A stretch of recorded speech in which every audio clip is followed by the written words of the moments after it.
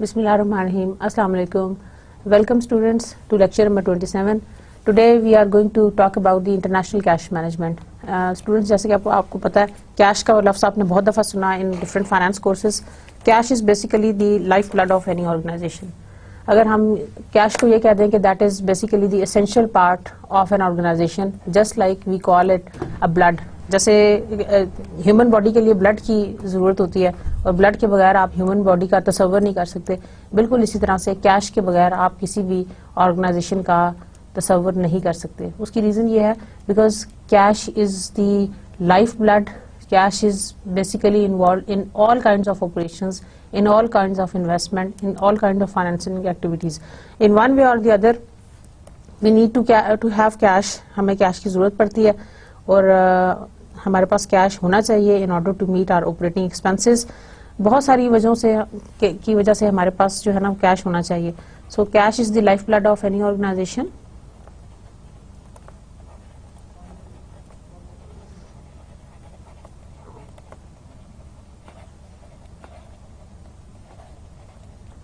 Cash is the lifeblood of any organization, and this is the most liquid asset. This is the most liquid asset that we place at the top of the current assets in the balance sheet. It can be in the form of coins, currency, coins, जो भी आपका इस तरह का, even the travelers check जो कि easily liquidated हो सकते हैं. That is all the forms of different cash. तो कैश के बगैर हम क्यों नहीं सोच सकते ऑर्गेनाइजेशन को रन करने का, because cash is going to be involved in giving different kind of operating expenses, paying out the salaries to your employees for certain investment activities, short term activities and long term activities. तो cash के बगैर आप किसी भी organisation को चलाने के बारे में नहीं सोच सकते, because cash is the life blood of any organisation.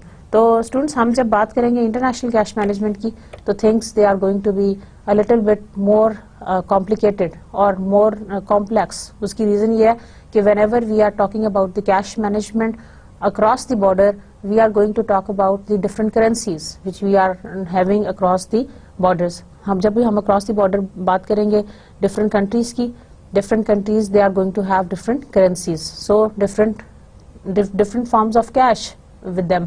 तो उनको डील करने के लिए जो पेरेंट के क्या डिसीजंस होते हैं, सब्सिडरी के क्या डिसीजंस होते हैं, हमने अपने डिविडेंड्स पे करने हैं to the share holders, subsidiary के डिविडेंड पेमेंट क्या डिसीजन होंगे.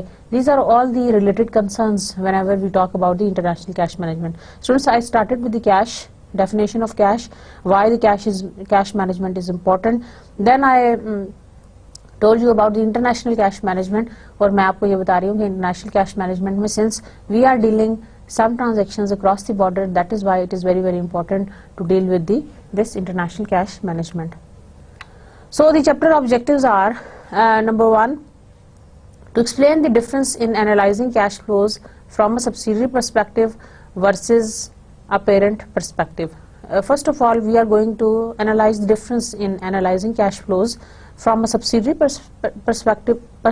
एक तरफ subsidiary का perspective और दूसरी तरफ parent का perspective. हम इन दोनों के हवाले से देखेंगे कि cash flows के क्या analysis हैं and how the perspective of having the cash from the point of view of subsidiary is different as compared to that of a parent, right?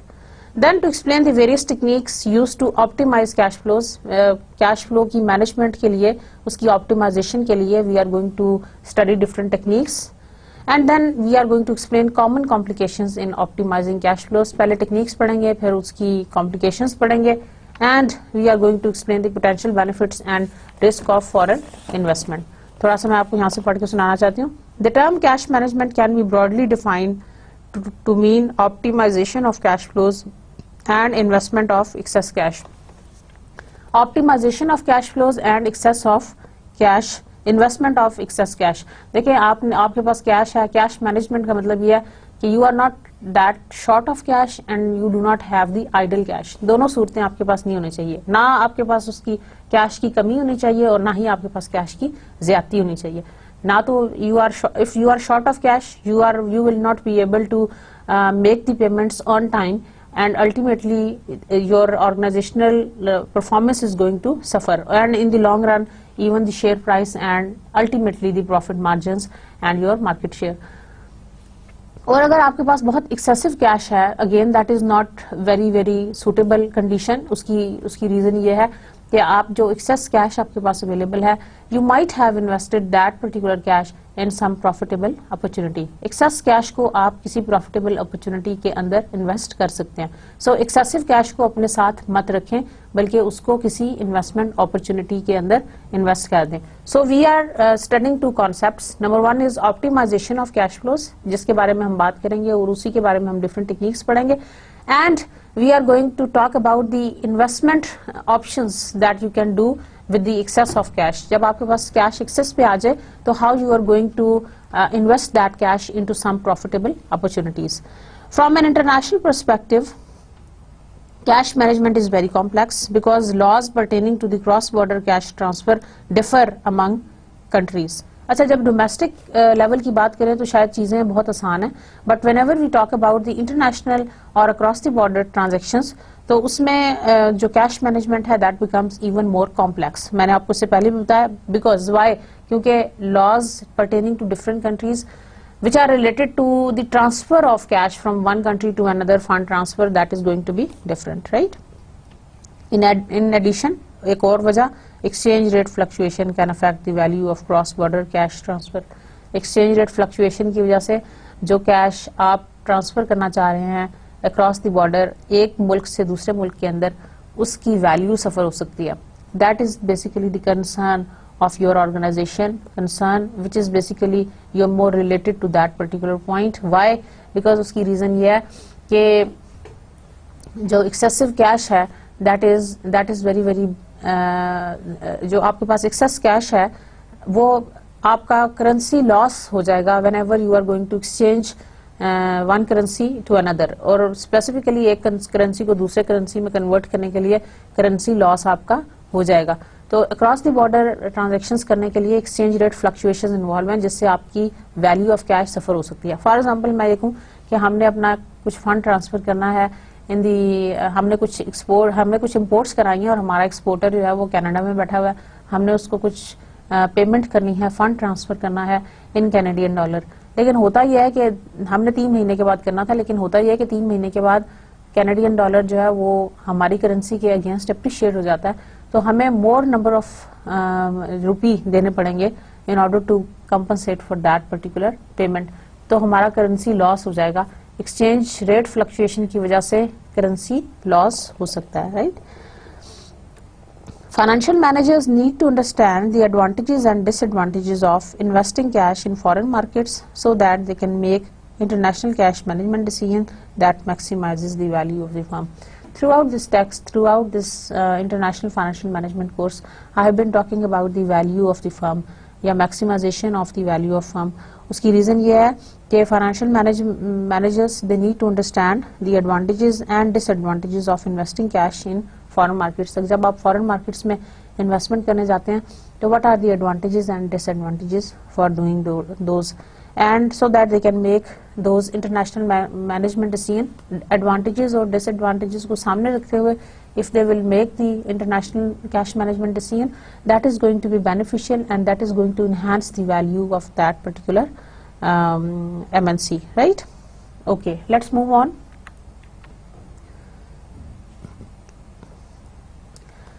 Cash flow analysis, subsidiary perspective. Cash flow analysis, subsidiary perspective, हम दोनों aspect से पढ़ेंगे, parent perspective से भी और subsidiary perspective से भी.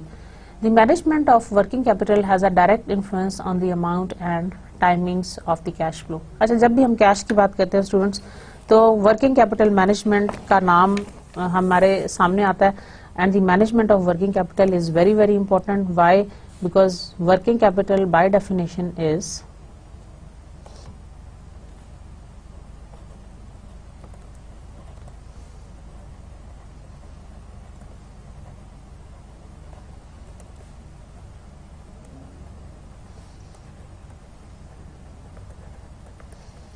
current assets less current liabilities. This is called basically your net working capital. और जब हम सिर्फ वर्किंग कैपिटल कहते हैं, working capital is the investment in the current asset.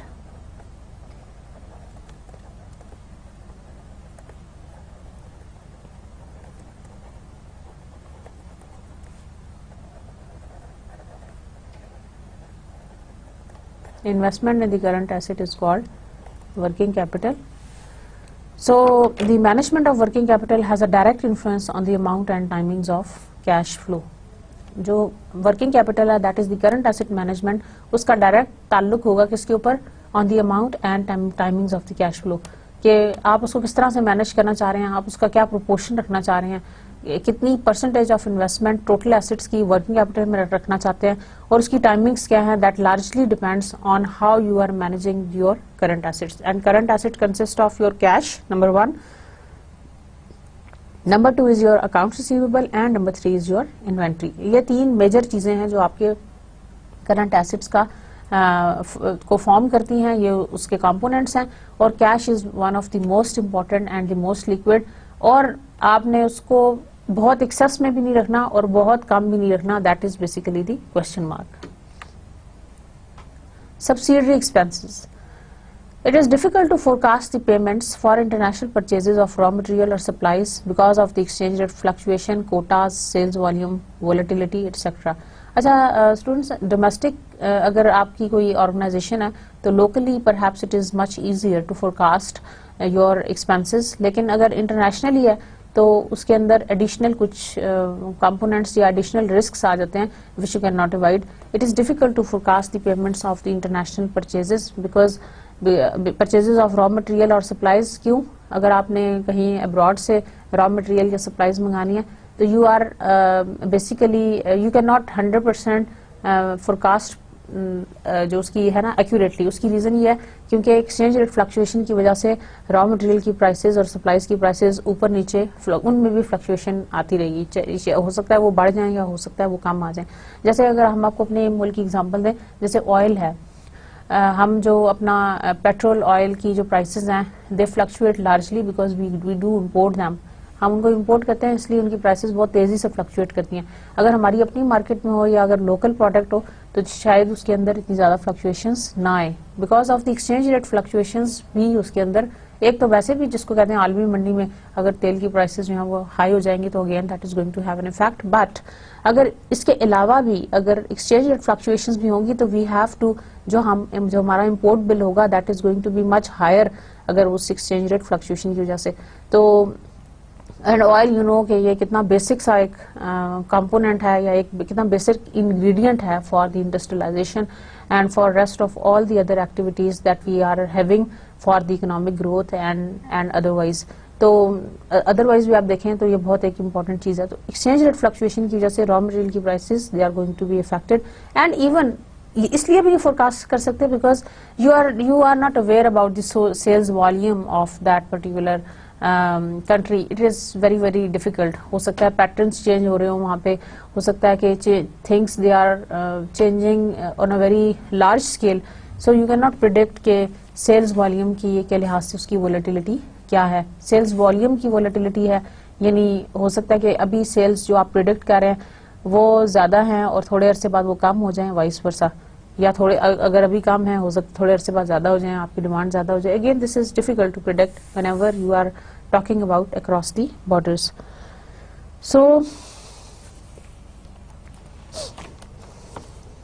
So subsidiary expenses begin with outflow payments by the subsidiary to purchase raw material or supplies. The subsidiary will normally have a more difficult time forecasting future outflow payments if its purchases are international rather than domestic because of the exchange rate fluctuations. In addition, there is a possibility that payments will be substantially higher due to the appreciation of the invoice currency. जैसे कि मैंने आपको बताया जो Canadian dollar वाली example मैंने आपको दी थी, अगर फॉरेन करेंसी की अप्रिसिएशन हो जाए तो अगेन जो पेमेंट्स हैं you are going to pay higher amounts against that particular amount. So basically these are all the components. Now the subsidy revenue. हमने सब्सिडी पर्सपेक्टिव के हवाले से we were talking about the subsidiary expenses, now we will talk about the subsidiary revenue. Subsidiary revenue is basically going to be generated from the international sales, and international sales may be even more volatile than the domestic sales. Why the international sales are more volatile? आप बताएंगे? Why do we say कि international sales जो हैं they are more volatile as compared to the domestic sales? Yes, very good. Because of the exchange rate fluctuations and the business cycle. International sales are more exposed to the exchange rate fluctuation, though the domestic businesses and domestic sales are, but the international जो आपकी sales हैं they are more exposed to those exchange rate fluctuations, and also the business cycle. Business cycle से मतलब ये कि how does your you know the product life cycle of different products it is varying. कुछ जो है वो introduction stage में है, कुछ आपके ग्रोथ स्टेज में है, कुछ मेच्योरिटी स्टेज में है, and some of them are on the decline stage. Business cycle भी ऐसा ही होता है. सम ऑफ देम कभी ऐसा होता है, दो इनके ज्यादा कंपोनेंट्स हैं, एक बूम है और एक रिसेशन है. हो सकता है बिजनेस साइकिल आपका बूम पे हो, या हो सकता है बिजनेस साइकिल आपका रिसेशन पे हो. तो आपने इन दोनों ये जो बिजनेस साइकिल है ये भी जब डिफरेंट कंट्रीज के अंदर जो बिजनेस साइकिल्स हैं उनकी डिफरेंट सिचुएशंस होती हैं, and even it varies from industry to industry. कुछ इंडस्ट्री का जो बिजनेस साइकिल है वो बूम पे होगा इस वक्त और कुछ का रिसेशन में होगा. जैसे अगर हम टेलीकॉम सेक्टर की एग्जांपल ले लें तो एक जमाना था कि ये सेक्टर बड़ा ही बूम में था, तो उसका जो बिजनेस साइकिल है उस पर्टिकुलर इंडस्ट्री का that was in boom in 2005 से लेके 7, 8, 9 तक. अब वो एक मेच्योरिटी के स्टेज के ऊपर आ गया जहाँ पे थ्रोट कट कॉम्पिटिशंस हैं, where by all the cellular companies they are launching all those marketing strategies and they are launching promotional strategies in order to maintain their market shares. तो boom and recession is the business cycle. business cycle भी different हो सकते हैं even country wise भी. अब देखें हमारे मुल्क में अगर आप देखें आपकी सेविंग्स और इन्वेस्टमेंट्स का क्या पैटर्न है, उससे डिटरमिन होता है कि आपके कंट्री के अंदर बिजनेस साइकिल कैसा है, क्या वो बूम में है या क्या वो रिसेशन में है, बूम में है या रिसेशन, इकोनॉमिक कंडीशन कैसी है, वहाँ पे इन्वेस्टमेंट के क्या पर्सपेक्टिव्स हैं, क्या प्रोस्पेक्ट्स हैं, फ्यूचर प्रोस्पेक्ट्स क्या हैं इन्वेस्टमेंट के आपकी कंट्री में. That is going to determine for the boom and for the recession periods, right. Then is subsidiary dividend payments. Subsidiary dividend payments. If the payments and fee for the parent are known and denominated in the subsidiary's currency, forecasting cash flows will be easier. अब fee वगैरह में जैसे royalty है, if you are having a joint venture with that of your parent and overhead charges, royalties आप pay करते हो जब आपका licensing या franchising arrangement है, right? And certain overhead charges अगर तो वो for the if these payments are known for the parent and denominated in the subsidiary's currency, अगर तो वो subsidiary की currency में होगा तो then it is easy to forecast. लेकिन अगर वो parent की currency में होगा तो again there is going to be a difference and it is not easy to forecast because of the exchange rate fluctuation between the subsidiary and the parent. ठीक हो गया. अच्छा जी, एक छोटा सा पैरा आप लोगों के लिए पढ़ के सुनाऊंगी यहाँ से. An example is research and development costs incurred by the parent, which improves the quality of goods produced by the subsidiary. Whatever the reason, payment by the subsidiary to the parent are often necessary. कोई भी reason हो लेकिन payment तो करनी है. Payment by the subsidiary to the parent are often necessary. When dividend payments and fee are known in advance and denominated in the subsidiary's currency, forecasting cash flows is much easier for the subsidiary. The level of dividends paid by the subsidiary to the parent is dependent on the liquidity needs of each subsidiary, right? Potential uses of funds at various subsidiary location and expected movements in the currencies of subsidiaries and regulations of the host country government. तो regulations जो है वो host country government की वो भी बहुत ज़्यादा important है. ठीक हो गया. Okay, moving on. Now, subsidiary liquidity management. Subsidiary liquidity management. What is meant by liquidity? Liquidity is how quickly you can change your assets into your into cash. How quickly you can change your current assets into cash, that is going to be determined as your liquidity. So liquidity management बहुत important है subsidiary की, because you want to be liquid, you want to meet your expenses, you want to meet your running and your operating expenses. For that particular matter, you need to have the liquidity management for yourself. So subsidiaries liquidity management is very, very important. After accounting for all cash outflows and inflows, the subsidiary must either invest its excess cash or borrow to cover its cash deficiencies.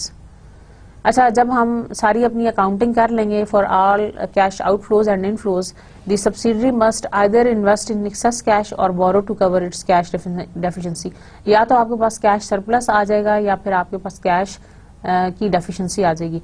What ever the case is, you are going to cover it. जो भी case होगा आप उसको cover करने जाएंगे with the help of either borrowing अगर cash deficient है, और अगर आपकी कैश एक्सेस में है तो you are going to invest that.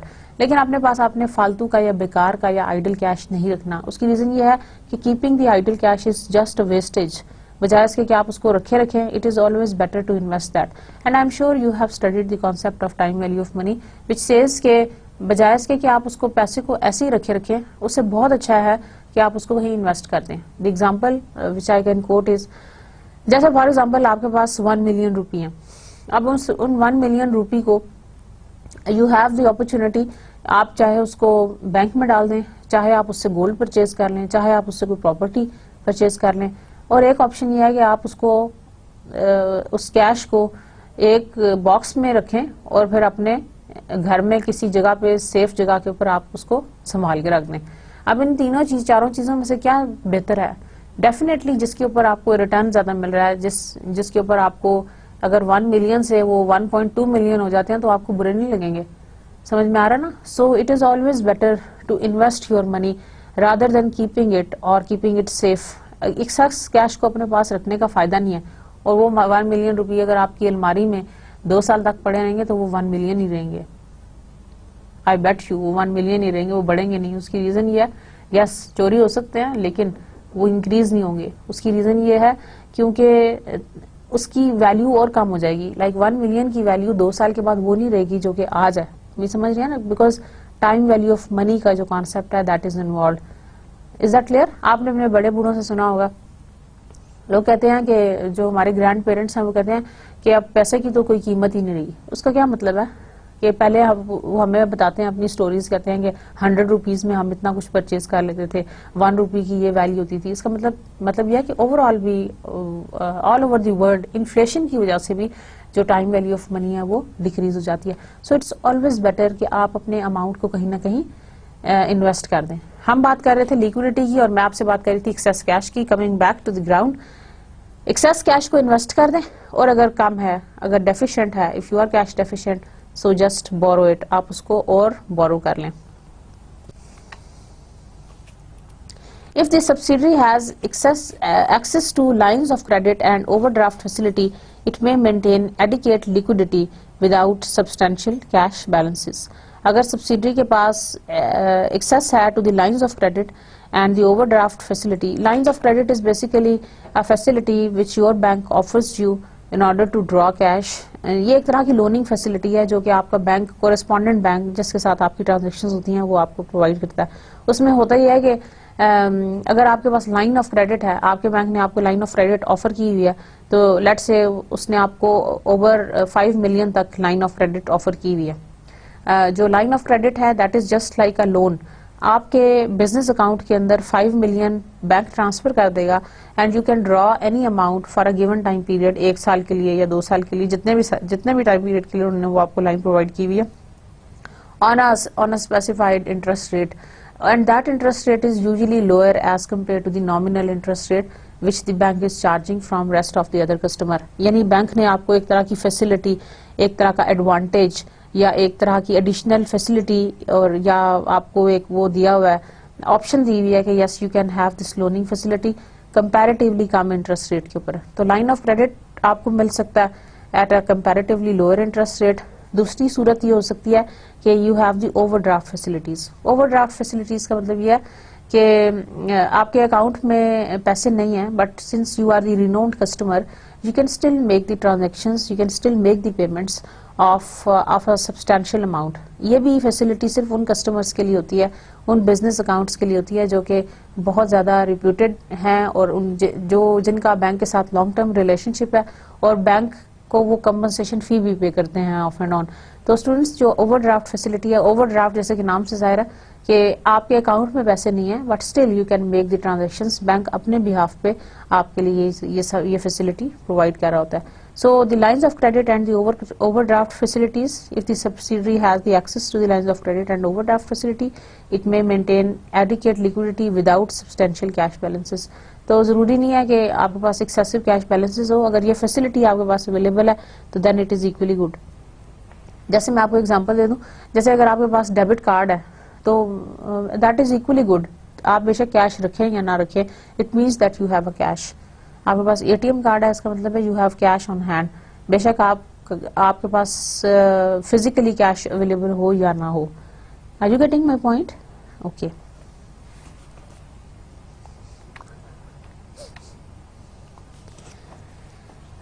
Okay, before moving to the centralised cash management, liquidity management के बारे में एक छोटा सा para. Liquidity management is crucial component of the subsidies working capital management. Subsidiaries commonly have access to the numerous lines of credit and overdraft facilities in various currencies. अच्छा, ये जो मैंने आपको lines of credit और overdraft facilities दी हैं, बताई हैं, ये different currencies में आपके लिए available हैं. Therefore, they may maintain adequate liquidity without substantial cash balances. While liquidity is important for overall MNC, it cannot be properly measured by the liquidity ratios. अच्छा, जैसे हम यूजुअल बिजनेस में करते थे कि हम अपनी लिक्विडिटी को चेक करने के लिए we use to compute different ratios. जब हम डोमेस्टिक बिजनेस की बात करते थे, लिक्विडिटी रेशो मींस के current asset divided by current liability, जिसको हमने करंट रेशो कहा. Then we had the quick ratio etcetera. We had so many ratios for the liquidity calculations. लेकिन हम एमएनसी की जब बात करते हैं तो उसकी लिक्विडिटी रेशोज की मदद से हमें नहीं पता चलता कि ये इसकी लिक्विडिटी क्या है. उसकी रीजन ये है क्योंकि हम ये जो ओवरड्राफ्ट फैसिलिटीज हैं या ये जो आपकी लाइक लाइंस ऑफ क्रेडिट्स हैं, इसको भी हम एज अ लिक्विडिटी इंस्ट्रूमेंट समझते हैं. इसलिए liquidity ratios for the MNCs then can not be the true predictors of how much liquid an MNC is. तो आप उसको लिक्विडिटी को कैलकुलेट करने से अंदाजा नहीं लगा सकते. Now we come to the centralized cash management. Centralized cash management, जैसा कि नाम से जाहिर है कि कैश मैनेजमेंट को हमने सेंट्रलाइज कर दिया. कैसे? While each subsidiary is managing its own working capital, a centralized cash management group is needed to monitor and possibly manage the parent subsidiary and inter-subsidiary cash flow.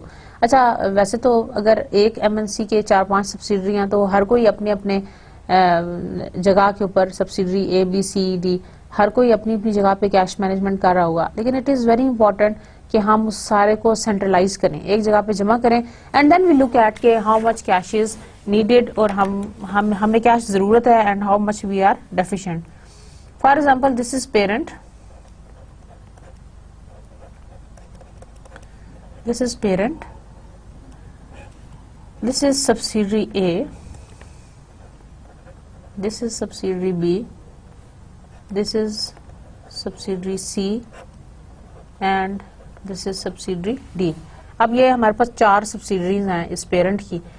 all of these subsidiaries, subsidiary A है, subsidiary B है, subsidiary C and subsidiary D, they are managing their cash flows at their own places, their working capital management and their cash management.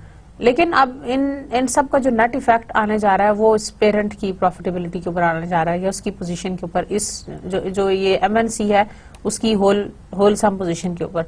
उसके लिए ये बहुत जरूरी है कि इन सभी सब्सिडीज का कोई इंटरेक्शन हो विद दिस पेरेंट और यहाँ पे कोई सेंट्रलाइज्ड मैनेजमेंट सिस्टम हो जिसके थ्रू पता चल सके कि एमएनसी को इन दी होल सम क्या चीज, कितना कैश डेफिशिएंट है और कितना कैश एक्सेस है, ताकि हम उससे बेहतर इन्वेस्टमेंट्स कर सकें. So the centralised cash management group is needed to monitor and possibly manage the parent subsidiary and inter subsidiary cash flows. The Treasury Department of Kraft Foods is centralized to manage liquidity, funding and foreign exchange requirement of its global operation. This is an example. And Monsanto has a centralized system for pooling different currency balances from various subsidiaries in Asia that saves hundreds of thousands of dollars per year. एक आपने एक centralized system बना दिया pooling के लिए. Pooling का मतलब यह है कि जो different subsidiaries हैं उन सभी का cash एक जगह के ऊपर इकट्ठा हो गया, एक centralized banking system हो गया, जहां से आप फिर जो आपका excess cash आ जाएगा that can be invested in some investable opportunity, और अगर कैश कम है किसी एक सब्सिडरी का तो it can be balanced off by some other subsidiary. International cash management can be segmented into two functions. International cash management के दो functions हैं. Number one, optimizing cash flow movements, and number two is investing excess cash. Number one is optimizing cash flow movements, number two investing excess cash. This is the cash flows of an MNC. यहाँ देखिएगा आप कि how does this work. The cash flow of an of overall MNC कैसा होगा. This is a parent. Sources of debt. In sources of debt say parent is taking the loans, parent is taking a loan at some specified interest rate, and then the parent is giving the repayment of these loans in the form of cash to that source of debt. It can be some financial institution or a bank, etc.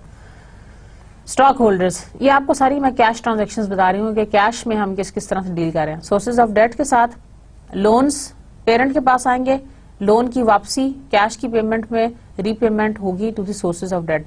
Stock holders new issue करेंगे parent को, right, and parent is going to give back the cash dividend to the stock holder. ठीक है ना. जो जब new issues किए हैं तो पेरेंट को पैसा आएगा, कैश आ जाएगा, और शेयर होल्डर्स के पास शेयर्स आ जाएंगे. जब कैश डिविडेंड करेंगे तो cash payment is going to be out to the stockholder. So this is the cash inflow to the parent and this is the outflow, that is the cash dividend.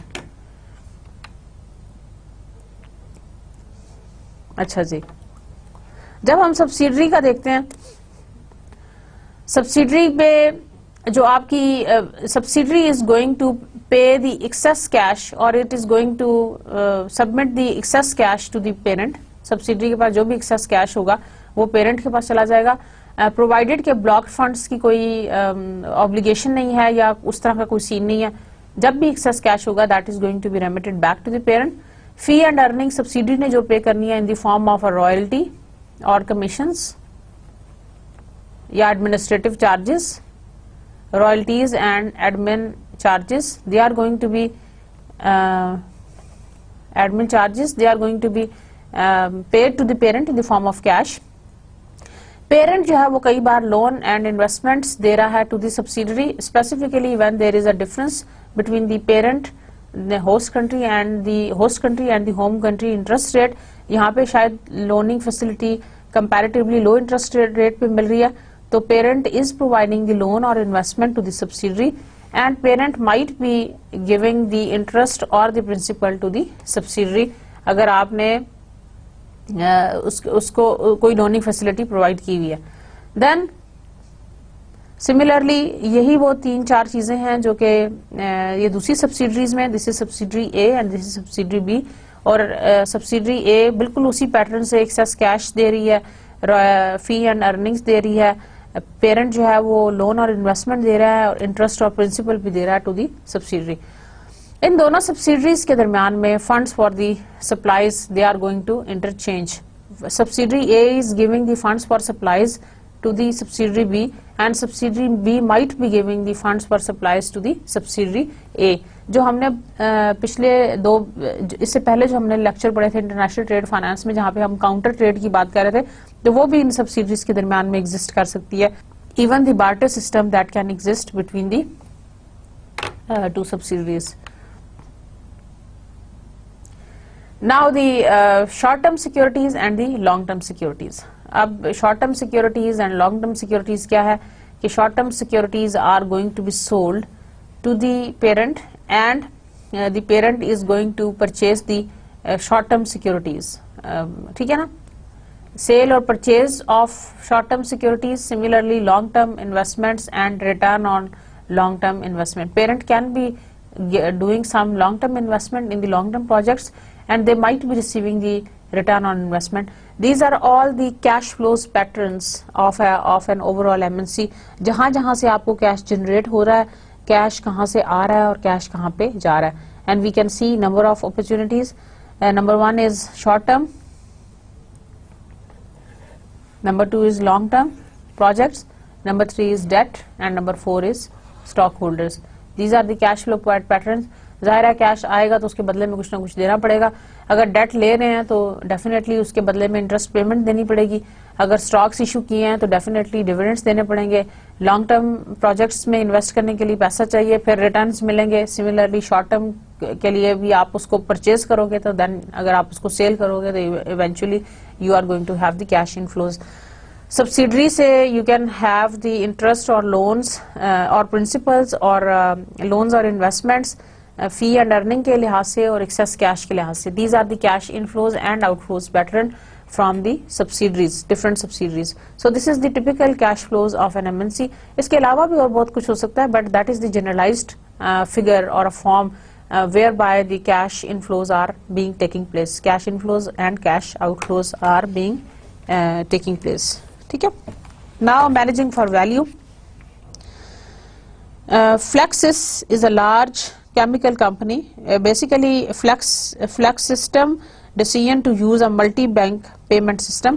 हम देखेंगे कि ये एक example है एक बड़ी केमिकल कंपनी की, MNC की, जो कि multi bank payment system use कर रहा है. हम देखते हैं कि उसको क्या एडवांटेज मिलता है. Flex system is a large chemical company with more than 20 subsidiaries in Europe. 20 subsidiaries हैं यूरोप में, US एंड एशिया में. US, एशिया में और यूरोप में 20 सब्सिडीज हैं. To improve its liquidity, it wanted to create a system that would enable its treasury department to continuously monitor all payments at each subsidiary. अपनी liquidity को improve करने के लिए they wanted to have a system जिसके अंदर उनका जो department है, ट्रेजरी डिपार्टमेंट है, that could continuously monitor all payments at each subsidiary. They wanted to have such a kind of a system जिसके अंदर जो कैश इनफ्लोज और कैश आउटफ्लोज के जितने भी पैटर्न्स हैं वो उसको बहुत क्लोजली मॉनिटर कर सकें. Since the inception of the euro, Flexsys has had euro balances at several subsidiaries. जब यूरो डॉलर आया तो जाहिर है कि जो जितनी भी यूरोपियन सब्सिडरीज थी उसके साथ जो करेंसी जो कैश लिंक था that was all in euro currency and they have the euro balances at several subsidiaries and consolidates these balances so that it can maximize the interest earned on the balances. वो चाह रहे थे कि हम इन सारे जितने भी यूरो करेंसी है हम इसको इकट्ठा रखें एक जगह पे ताकि हम उसके ऊपर जो भी इंटरेस्ट अर्न हो सकता है वो हम जनरेट कर सकें. It uses technology that allows all payments due to be recorded and transmitted to the treasury department. The treasury net all payments due between subsidiaries so that only net payments need to be made to cover the payment due between subsidiaries.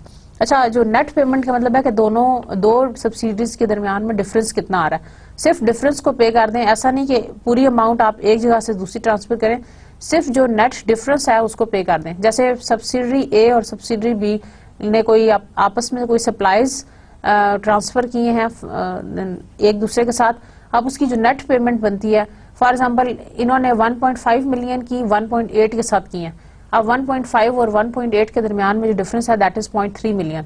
0.3 million is basically the net payment जो कि जिसके भी हिस्से में जानी है subsidy के आप उसको वापस कर दें, बजाय इसके कि पूरी ट्रांजैक्शंस को आप करें, सिर्फ जो नेट डिफरेंस है आप उसको पे कर दें.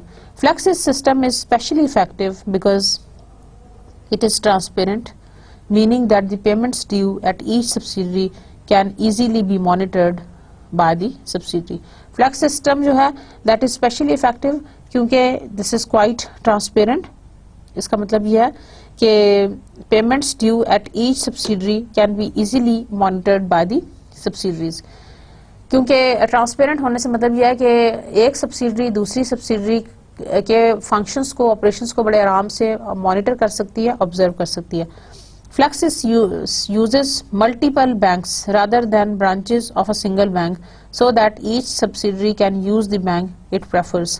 अच्छा, इन्होंने एक और इंटरेस्टिंग चीज रखी हुई है कि they are using multiple banks, not a bank, एक सिंगल बैंक और उसकी डिफरेंट ब्रांचेस नहीं, बल्कि जो बैंक वो प्रेफर करते हैं, bank A B C D, ये नहीं कि बैंक एक ही बैंक है लेकिन उसकी डिफरेंट ब्रांचेस को वो प्रेफर करेंगे उस कंट्री में, बल्कि different multiple banks. Multiple banks का मतलब है different banks. Having a multi-bank system complicates the reporting of payment, but allows each subsidiary to choose the bank that provides it with the best service. Thus, Flexsys' decision to use a multi-bank system can ensure optimal service at its subsidiaries. At the same time, however, its centralized payment network ensures that cash utilized properly so that it can maximize its value. Centralised system का बहुत फायदा है। एक जगह पे अगर पैसे आपके या कैश आपकी इकट्ठी है तो then you can make certain decisions relevant to your investment. अगर डिफरेंट जगहों पे स्कैटर्ड है तो उसकी वो वैल्यू नहीं होगी। अगर एक जगह पे वो इकट्ठे हैं तो then you can put it in some better investment opportunity. जैसे मैं यहाँ पे आपको एक बात और कोट करना चाहूंगी, अगर सेंट्रलाइज्ड बैंकिंग सिस्टम हो तो उसमें आपके पास एक्सेस कैश एक जगह पे होगी। आपका कैश इनफ्लो और कैश आउटफ्लो के ऊपर मॉनिटरिंग के हिसाब से ज्यादा अच्छा बेहतर कंट्रोल होगा एज कम्पेयर टू अगर आपकी कैश जो है वो डिस्पर्स्ड है एक जगह से दूसरी जगह के ऊपर, और it is going to be difficult. Subsidiary A B C D में मुश्किल हो जाएगा। लेकिन अगर एक जगह के ऊपर होगा तो कैश इनफ्लो कहाँ से आ रहा है और कैश आउटफ्लो कहाँ पे जा रहा है, कहाँ पे नेट पेमेंट करनी है, कहाँ से नेट रिसीट्स आनी है, कहाँ जब एक्सेस कैश आता है तो जब बड़ी अमाउंट्स होती हैं। To tell you one thing more, marketable securities जो हैं, जो शॉर्ट टर्म इन्वेस्टमेंट है, उसमें आप अपना कैश इन्वेस्ट कर दें जो आपका एक्सेस कैश है, and they can be liquidated at any time. और मार्केटेबल सिक्योरिटीज हैं वो ब्लॉक्स की फॉर्म में मिलती हैं बड़ी बड़ी। अगर सेंट्रलाइज्ड होगा, एक जगह पे होगा, तो you can put all of your investment of the marketable securities into that. लेकिन अगर ऐसा नहीं होगा, जगह जगह पे स्कैटर्ड इन्वेस्टमेंट्स होंगी, तो then you can not avail such kind of attractive investment opportunities. So basically that is the crux. So the centralized cash management division of an MNC cannot always accurately forecast the event that affect parent, subsidiary or inter-subsidiary cash flow. अच्छा, यहाँ पे एक मुश्किल ये है कि जो centralised cash management division है, अभी मैंने बड़ी तारीफें आपके सामने की और साथ ही मैं उसके आपको कुछ डिसएडवांटेजेस बताने वाली हूँ। उसकी रीजन ये है कि पेरेंट जो है वो इतना अच्छा प्रिडिक्ट नहीं कर सकता, फोरकास्ट नहीं कर सकता कि सब्सिडी की क्या नीड्स हैं या सब्सिडी के कैश फ्लोज के जो पैटर्न्स हैं या जो उन वहाँ पे इवेंट्स जो कि उसको इफेक्ट कर सकते हैं वो किस हद तक उन चीज़ों को इन्फ्लुएंस करेंगे। इसलिए कई दफ़ा ये मुश्किल भी होता है। It should however be ready to react to the events by considering। अब ये हो सकता है, अब ये नहीं कि वो उसको सेंट्रलाइज मैनेजमेंट सिस्टम को खत्म कर दें या उसको कंसिडर ना करें, उसके लिए फिर सोल्यूशंस ढूंढने, ऑप्शंस ढूंढने। वो ये है कि any potential adverse impact on the cash flow and how to avoid such adverse impacts. आप ये देखें, उन चीज़ों को फोरकास्ट करें जिससे, उन इवेंट्स को फोरकास्ट करें जिससे आपकी कैश मैनेजमेंट जो है वो सब्सिडरी की that is going to be affected, और फिर उनकी रेमेडीज ढूंढें और उनके तरीके ढूंढें कि हाउ दीज फ्लक्चुएशंस या हाउ दीज इवेंट्स की जो मैनेजमेंट है वो आपने कैसे करनी है। लाइक उसके जो नेगेटिव इम्पैक्ट्स हैं उसको आप किस तरह से अवॉइड कर सकते हैं। Now we come to the second objective of this chapter, that is about the techniques to optimise cash flows. Techniques to optimise cash flows जिसके बारे में हम बात की। Number one is accelerating cash flows. Accelerating cash inflows. The more quickly the cash inflows are received, the more quickly they can be invested or used for other purpose. अच्छा students, ये बड़ी एक इंटरेस्टिंग चीज़ है, बड़ी interesting बात है।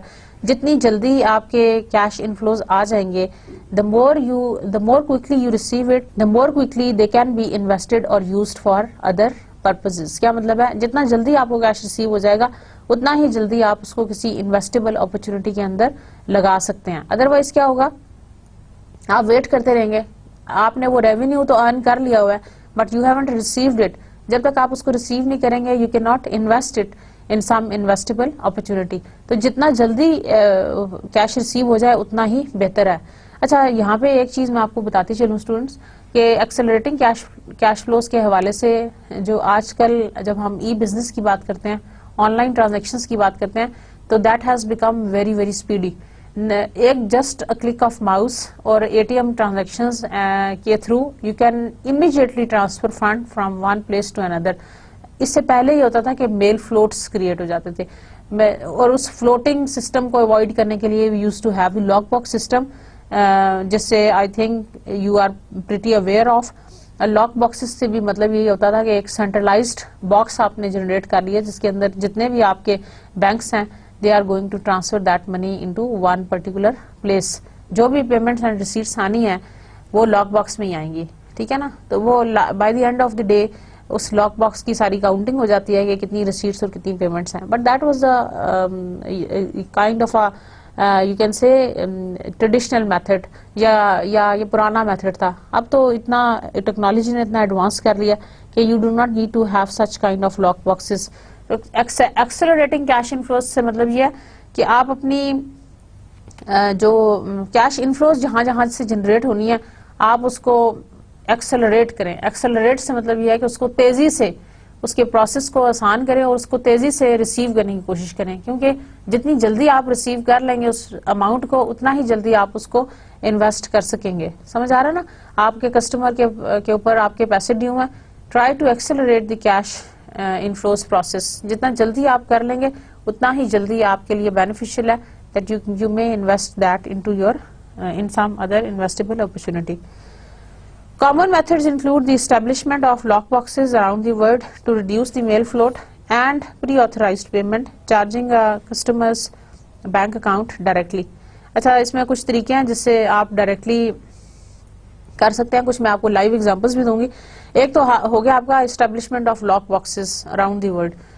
Lock boxes से मतलब ये कि जितनी भी रिसीट्स आनी है और जितनी भी पेमेंट्स आनी है वो उन लॉक बॉक्सेस में जमा होंगी, और वो लॉक बॉक्स जो है वो आपको automatically that is going to give you an idea कि ऑल ओवर द वर्ल्ड बना लें। आपकी एमएनसी है, आपकी सब्सिडीज हैं, उनके हिसाब से आप लॉक बॉक्सेस बना लें ताकि आपकी सारी जो पेमेंट्स हैं वो एक जगह पे इकट्ठी हो जाएं और you can utilise those payments for certain investments.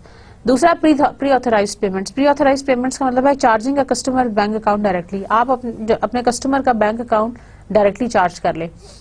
Pre authorised debits आप देते हैं टू सर्टेन थिंग्स, जैसे मैं आपको ऑटो लोन्स की एग्जांपल देती हूँ। सर्टेन बैंक्स ये फैसिलिटी देते हैं प्री ऑथराइज्ड डेबिट की अपने कस्टमर को। कस्टमर के अकाउंट से ऑटोमेटिकली इंस्टॉलमेंट डिडक्ट हो जाएगी for the vehicle, and the customer they do not have to physically go for the payment, उसके कैश लेके या चेक के थ्रू या वट एवर। प्री ऑथराइज्ड का मतलब है कि आपने बैंक को इजाजत दे दी कि yes you can deduct this amount by this due date. Amount भी बता दी, ड्यू डेट भी बता दी और बैंक भी बता दिया, तो वो आपकी ऑटोमेटिकली वहां से डिडक्ट हो जाती है। So basically this is the charging the customers bank account directly pre authorised debit, जिससे टाइम भी सेव होता है और आपके जो कैश इनफ्लोज की एक्सेलरेशन हो जाती है। लाइक कैश इनफ्लोज तेजी से आपके पास आ जाएंगे और साथ में जो आपके बैंक अकाउंट आपका डायरेक्टली आपका हो जाएगा। Number 2 is minimising currency conversion cost. Minimising currency conversion cost. Netting reduces administrative and transaction cost through the accounting of all transactions that occur over a period to determine one net payment. One net payment calculate कर लें and it is going to reduce the administrative and transaction costs through the accounting of all transactions that may occur over a period of time. So this is minimizing currency conversion costs. A bilateral netting system involves transaction between two units, while a multilateral netting system usually involves more complex interchanges. जैसे कि नाम से ज़ाहिर है, by means two. Bilateral netting system involves transaction between the two units, while a multilateral netting system usually involves more complex interchanges. So basically these are the netting system. एक example netting system के हवाले से, Montana Incorporation has subsidiaries located in France and in Hungary. Whenever the French subsidiary needs to purchase supplies from the Hungarian subsidiary, it needs to convert euros into Hungary currency, that is forint. Hungary की currency का नाम है forint to make payment. Hungary subsidiary must convert its forint into euro when purchasing supplies from the French subsidiary. यानी देखिए दो subsidiaries हैं, एक French है एक हंगरी है. French को हंगरी की करेंसी में कन्वर्ट करना पड़ता है और हंगरी को फ्रेंच की करेंसी फ्रांस की करेंसी में कन्वर्ट करना पड़ता है. ठीक है ना.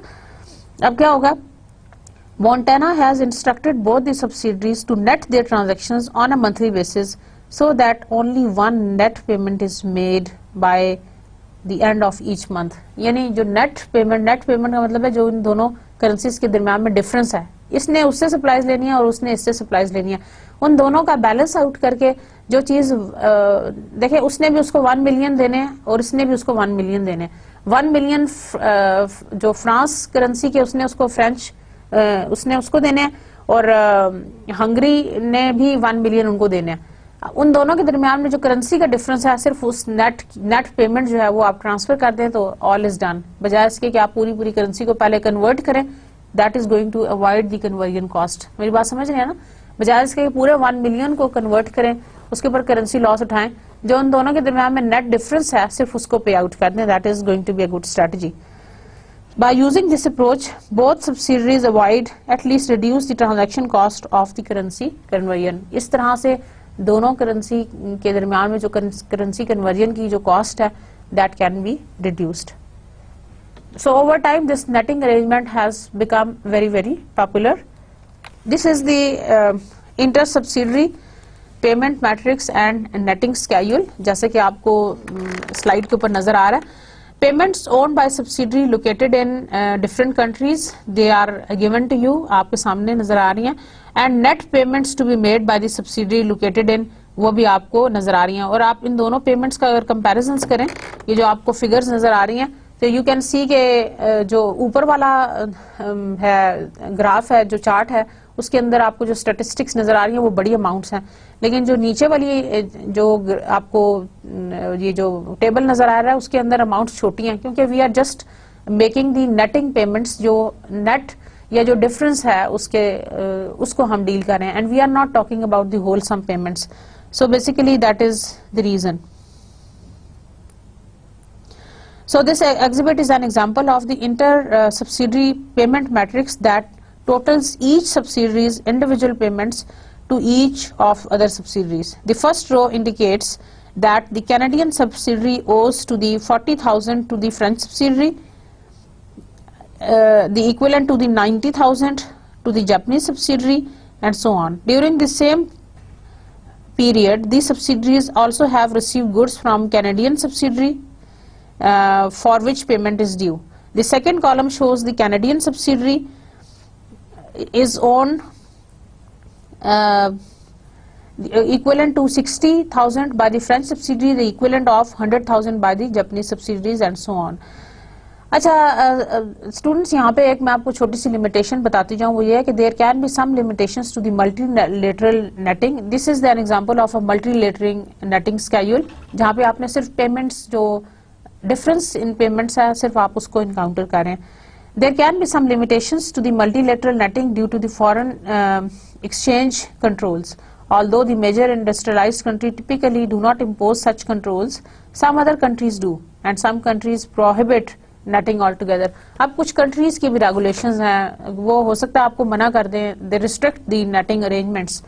Thus, an MNC with subsidiaries around the world may not be able to include all of its subsidiaries in its multilateral netting system. तो इस तरह से ये possibility है कि आपकी MNC जो है वो all over the world अपना multilateral netting system को establish ना कर सके. Obviously, this will limit the degree to which the netting system can reduce administration and transaction cost. So basically, this is one of the limitations. जाहिर है कि एक country के जो rules and regulations हैं वो दूसरे country से different हैं, and they may not allow you to do such kind of multilateral netting system. So it all depends and how you can reduce the transaction cost. अगर ये option आपके पास available है, then go for that.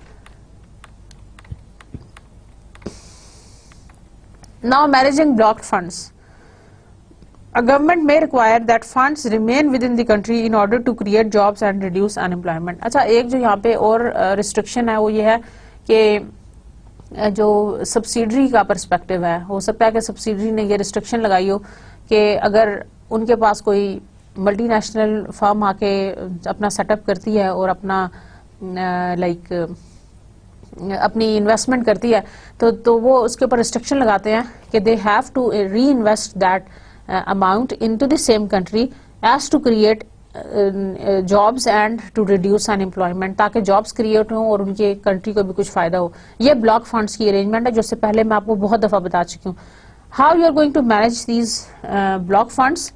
An MNC can shift cost incurring activities like R&D to the host country, adjust the transfer pricing policy. अगर block funds की provision हो तो आप कुछ अपने operations को उस host country के अंदर ले आएं ताकि आपको जो करेंसी का डिसएडवांटेज है वो ना हो और आप अपने कैश फ्लोस को ऑप्टिमाइज कर सकें. कैसे? They can shift cost increasing activities such as like R&D to the host country, adjust the transfer pricing policy such that higher fee have to be paid to the parent, borrow locally rather than from the parent. आप locally borrow कर लें ताकि जो आपके cash flows है, आपने जो आपका कैश आउटफ्लो होगा वो भी इंटरेस्ट पेमेंट उसी करेंसी में होगा, जो कैश इनफ्लो होगा वो भी उसी करेंसी में. आप अपने सारे ऑपरेशंस को उधर ही रखें ताकि आपका जो करेंसी लॉस है वो कम से कम हो, बिकॉज आपके जो फंड्स हैं वो ब्लॉक्ड हैं for a certain time period और आप उनको रेमिट बैक नहीं कर सकते to the parent for certain reasons. तो it can be the host government restriction that you are going to reinvest your money into the similar country for a set number of years in order to create jobs and in order to create in order to reduce the unemployment.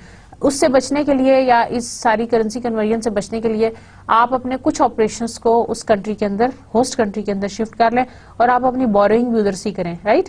और आप अपनी उधर से ही locally borrow करें rather than from the parent, so on and so forth. ठीक है. अच्छा, before we move on एक छोटी सी example about the managing block funds. Wittenberg incorporation, a US based MNC, has a subsidiary in Philippines. During a turbulent period, the subsidiary has prevented from exchanging its Philippine peso into the US dollar to be sent home. Wittenberg held its corporate meeting in Manila so that it could use the pesos to pay the expenses of the meeting, that is hotel, food, etc. in peso. In this way, it was able to use local funds to cover an expense that it would have incurred anyway. आप locally उन expenses को treat करें और उनको use करें. Ordinarily the corporate meeting would have been held in the parent's country and parent would have paid the expense. Otherwise ये होता कि पेरेंट कंट्री के अंदर होनी थी और पेरेंट कंट्री ने एक्सपेंस करने थे, लेकिन यहाँ पे थोड़ा डिफरेंट हो गया कि उन्होंने होस्ट कंट्री के अंदर ही वो मीटिंग अरेंज कर ली and they have saved a lot of cost on food and on hotels. So this is about the managing block funds. Number 4 इज मैनेजिंग inter-subsidiary cash transfers. Managing inter-subsidiary cash transfers, a subsidiary with excess funds can provide financing by paying for its supplies earlier than it's necessary. पहले से payment कर दें, that is known as leading. Alternatively, a subsidiary in need of funds can be allowed to lag its payment, delay its payment, that is called this technique is called lagging. जल्दी करेंगे तो leading, देर से करेंगे तो lagging. Another example, Texas Incorporation has 2 foreign subsidiaries called Short Hub and Long Hub. Short Hub needs funds while Long Hub has excess funds.